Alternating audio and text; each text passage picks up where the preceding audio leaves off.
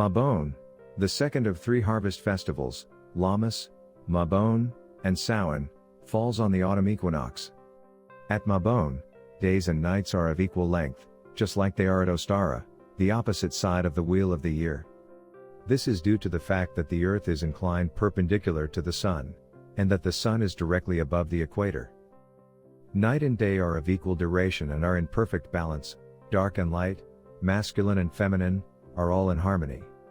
It is also called the Pagan Thanksgiving and is a time of balance, equality, and peace. The term equinox is derived from the Latin words equi, meaning equal, and nox, meaning night. The autumnal equinox, also known as Mabon, occurs on or around September 21st, while its counterpart in the spring occurs around March 21st. The actual moment of the equinox, however, fluctuates from year to year. The reason for this is a minor discrepancy between the Gregorian calendar and the actual pace of the Earth's rotation around the Sun. The equinox also happens at different local times, so it may fall the day before or after the date mentioned on any given calendar, depending on where you reside.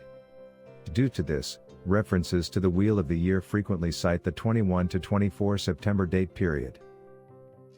In the days after the autumn equinox, the days will start to become shorter, and the nights longer, if you're in the northern hemisphere. The opposite is true in the southern hemisphere. Again, we're on the edge of a change, and from now on, darkness will start to win over light. The natural world cycle is nearing completion. The sun's strength is decreasing, and the nights are getting longer while the days are getting shorter and cooler. Aidan Kelly, a Wiccan novelist, popularized the word Mabon in the 1970s. He thought the equinox and solstice celebrations should have names similar to the Celtic fire festivals.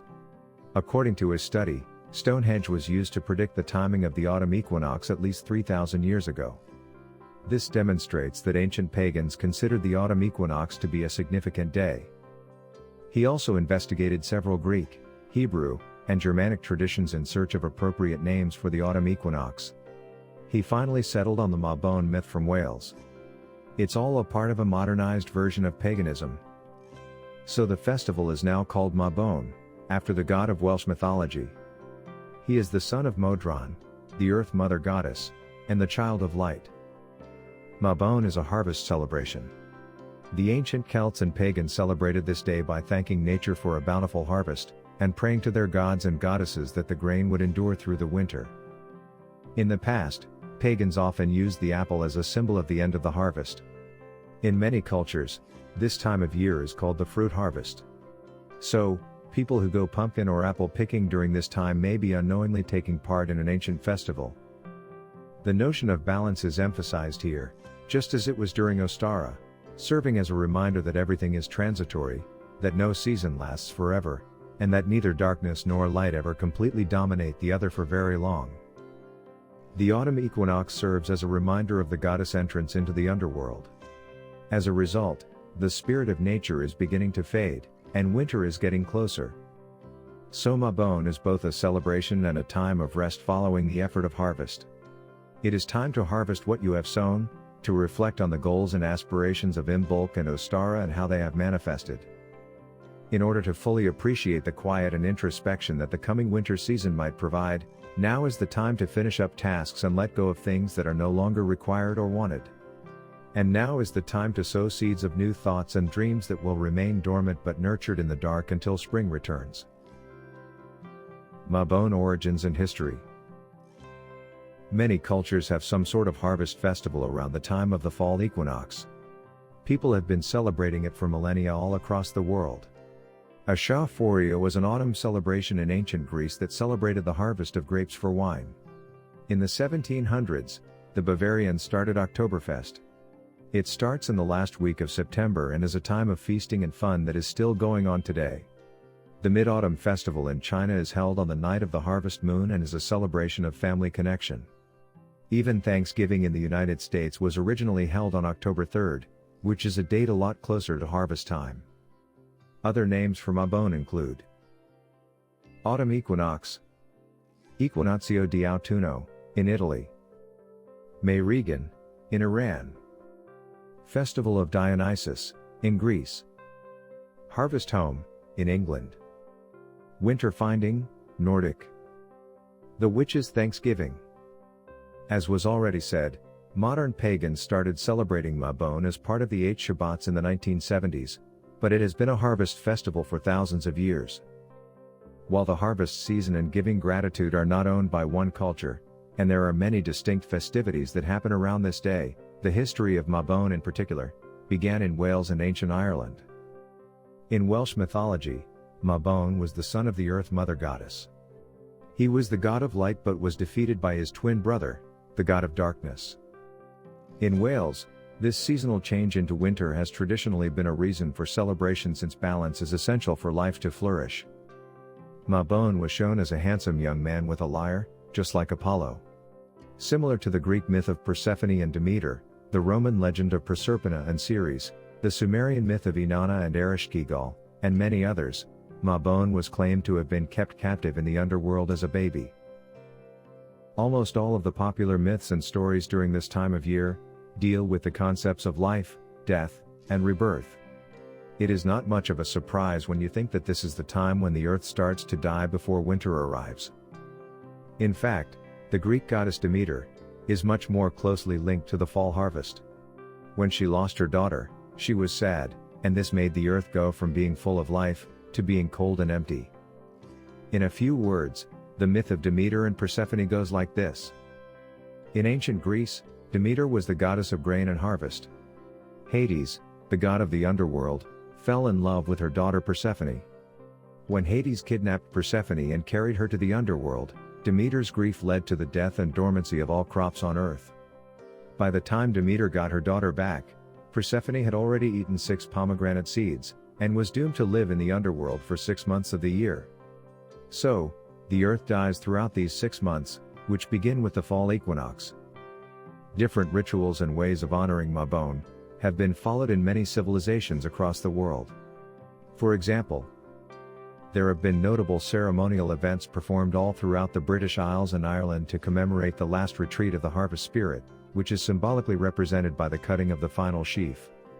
Often, the sheaf was braided to look like a woman, wrapped in a dress with spring-themed ribbons, and hung from a pole, which is a phallic symbol of fertility. In Scotland, the last sheaf of the harvest is called the Maiden, and the oldest woman at the ceremony has to cut it. In the Highlands, it was called the Maiden or the Hag, just like a Celtic goddess usually has 2 faces, one for life and one for death. The male-female dualism may be replicated with a broomstick. The harvest lord is typically depicted as a straw figure, whose sacrificial body is burned, and the ashes are scattered throughout the earth. The crop queen, also known as the kern baby, is made from the last sheaf of harvest, and is wrapped by reapers yelling, "We have the kern." After the harvest, everyone gathered to celebrate Mabon with the maiden feast, when a toast was made, saying, "Here's to the one who helped us with the harvest," with reference to the decorated sheaf. The sheaf may then be hung for good luck in the farmhouse over the winter, or planted into the soil the following year. September is the wine moon in the lunar cycle, and it is the time for grape harvesting. The ancient Greeks regarded wine and grapevines as sacred in honor of Dionysus, the god of resurrection. Grapes and wine were seen as emblems of life and rebirth. How to celebrate Mabon. Mabon is fundamentally about appreciation for what has been garnered this year, with an eye toward the winter's trials.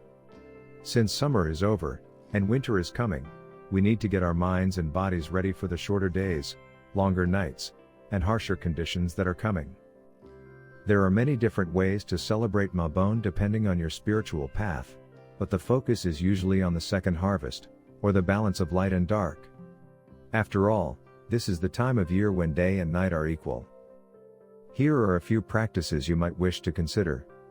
Remember that, with a little forethought, any of them may be altered for either a single practitioner, or a small group. Decorating your home. Decorating your home for fall is one of the simplest ways to celebrate Mabon.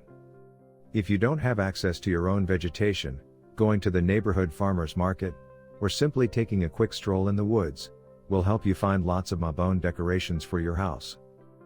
Celebrate with your friends. Organize a Mabon harvest dinner.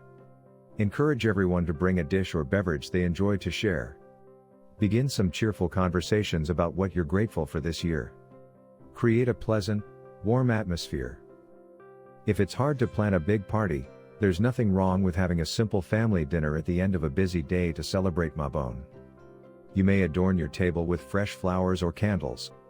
Take turns expressing your gratitude and your goals for the next year. Take a walk. While recognizing the need to leave plenty for everyone else, including the nature spirits, go on a walk and gather as much of nature's natural bounty as you can. You'll find wild damsons, sloes, rosehips, elderberries, blackberries, hawthorn berries, and more. Declutter. Clean your residence to get rid of any stagnant or bad energy. Similar to spring, Mabon is an excellent time to clean the house. After all, you'll be spending more time here in the fall and winter. Finish any projects you haven't finished yet, and get rid of emotional and physical clutter so your home feels calm, peaceful, and relaxing. Gratitude journal. Get yourself a notepad and begin a gratitude journal. Keep a journal of anything that makes you joyful or appreciative. This will undoubtedly improve your mood. Furthermore, it communicates to the universe that you want more of the same. Donate to charity. Make a contribution to a local food bank, or another food-related charity.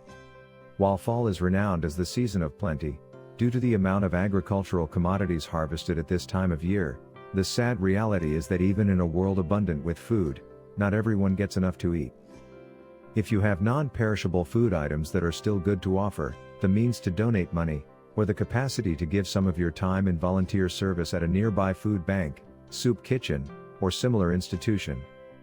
Mabon is a great time to help your local charity in any way you can. Planting bulbs. It's a great time to grow tree seedlings and bushes. They have the entire winter to grow and germinate in the darkness. Plant bulbs will remain hidden in the ground until early spring. Make a spring wish, or desire for each one, and wait for their little green noses to appear above ground to remind you. The equinox egg balancing. It is said that due to the polarity and balance of the earth, if you try to stand an egg on its end on the vernal or autumnal equinox, you will succeed. Let us investigate the fable of the equinox egg balancing. Are you alone? If you're celebrating Mabon on your own, you may choose a peaceful outdoor spot to meditate, and write in a journal before enjoying a delicious meal. Mabon is a perfect opportunity to let go of the old year's baggage, and create some new personal objectives. Sometimes, it seems like each festival requires celebration and gratitude, and this is true. Each turn of the wheel bestows both inner and outer blessings and wisdom. Mabon symbols. Maybe the most prevalent symbols of Mabon are the cornucopia, horn of plenty, and apples. While pine cones, seeds, hay, pomegranates, and scarecrows are on the list. The cornucopia. Mabon is traditionally represented by the cornucopia, also known as the horn of plenty. It is a magnificent metaphor for harvest prosperity, and it is a beautifully balanced symbol that is both male, phallic, and female, hollow and receptive. The apple. The apple is the fruit harvest emblem. Apple has a significant role in several religious systems and traditions. It represents life and immortality, as well as healing, rejuvenation, regeneration, and completeness. It is connected to youth, beauty, and longevity. A pentagram with seeds may be seen when you slice an apple in half widthwise. It is a well-known pagan symbol. The 5 points stand for earth, air, fire, water, and spirit, with spirit at the top. They also represent the directions of east, south, west, north, and within. A circle around the pentagram depicts the endless cycle of life and nature, as well as completeness. It is thought to protect both the individual and the home from evil, when worn as an amulet or used to defend home entries through windows and doors. Mabon colors. As for the colors associated with Mabon, we should think of seasonal autumn colors like dark brown, copper, orange, deep green, dark red, dark yellow, earth tones. Mabon spells and magical works. Mabon rites can involve adorning your altar with apples, acorns, pine cones, seasonal fruits, nuts, and a few of the first colorful leaves that fall from the trees. If you collect in the woods, don't be greedy, always leave enough fruit and berries for the birds and small animals. It is customary to use altar coverings and candles in autumnal hues like rusty red, orange, brown, and gold. Scents include sage, cinnamon, citrus, and apple. Dark-colored crystals, particularly those in tones of green or brown, will offer positive energy. Make it appear inviting, attractive, and festive. Light a yellow or orange candle on your altar, and give thanks for your safety, happiness, and good fortune. If you don't have a dedicated table for the altar, you may create an altar anywhere you have room, such as your kitchen table, windowsill, dresser, or fireplace. An altar can be used for meditation, spiritual rites, or just quiet thinking. Another idea is to build a shrine outside for the nature spirits, to thank them for all the good things they have given you. As a present, leave one of each flower, fruit, and vegetable you have. Now is a good time to do spell work for protection and safety, as well as for self-confidence, prosperity, harmony, and balance. Mabon is a great time to set goals that involve lessening or cutting back, like ending bad relationships, bad habits, or self-destructive ways of thinking. You may create and charge a talisman for this reason, to help you get through the following seasons. Mabon sacred plants and herbs. During the autumnal equinox, several plants are highly valued, including burdock, dandelion, butterfly weed, angelica, and licorice. This is the ideal moment to enlist them and consider them as medicinal companions throughout the winter months, since the roots are currently at their healthiest and best prepared to support the plants till spring. Other important plants for this occasion are sage, sunflowers, pomegranate, bay laurel, rosemary, honeysuckle, grapes, yarrow, mugwort, rosehips, thistle, ash, marigold, oak, maple. Mabon Deities. Mabon is related to all wine deities, most notably Dionysus and Bacchus, as well as aging deities. Additionally, Demeter, a prime example of the goddess's motherly side, Persephone, the underworld's queen and Demeter's daughter, and Thor. Some other autumn equinox deities include goddesses: Aran, Ashtoreth, Caradwen, Epona, Freya, Hathor, Inanna, Ishtar, Isis, Kor, Modron, Morgan, Venus, Pomona, and the Muses. Gods: Cernunnos, Dagda, Dumuzi, Green Man, Mabon ap Modron, Thoth. Mabon Crystals. Numerous crystals are associated with Mabon. These include but are not limited to carnelian, sapphire, orange calcite, citrine, sunstone, ruby, aragonite, peach selenite, peach moonstone, amber, aventurine, tiger's eye, jasper, garnet, pyrite, quartz, gold, cat's eye. Mabon Runes. Jera. This symbolizes the period when you can take pleasure in the results of your labor. It serves as a reminder that everything has a cycle or process. Gebo. It is a symbol of the power of gratitude to inspire more generosity, and the energy that comes from giving and receiving gifts. Fehu. This symbol denotes abundance, riches, security, and fertility. That concludes our article on Mabon. In a concise way, I tried to cover its origins, its symbols, the ways you can celebrate it, and its correspondences. It is difficult to remember all these details. So, bookmark this page and come back as often as you like. If you think other people might benefit from reading this, please forward it to them so they can learn more about this celebration.